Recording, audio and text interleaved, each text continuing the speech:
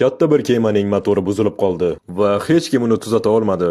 Shuning uchun ular 30 yillik tajribasi bo'lgan bir mexanik injenerni chaqirishdi.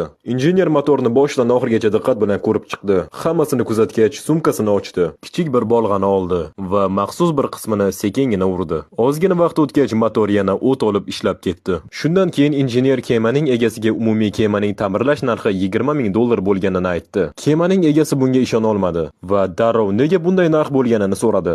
Javob juda oddiy edi. Bolg'a bilan urish $2 turadi. Aynan qayeriga urish va necha marta urishni bilish $19,998 turadi. Xulosa, agar men 30 minutda bir ishni qilsam, men buni 30 minutda qilishni o'rganish uchun 20 yil vaqt sarflayman. Shuning uchun sen menga bu yillar uchun to'laysan, minutlar uchun emas.